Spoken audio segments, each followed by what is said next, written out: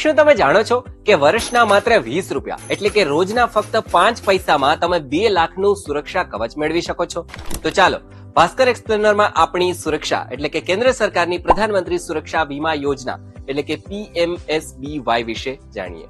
અહીંયા મોટા ભાગના લોકો એક ભૂલ કરી દે છે. તેઓ આને જીવન જ્યોતિ વીમા યોજના સમજી લે છે, જે એકદમ અલગ છે.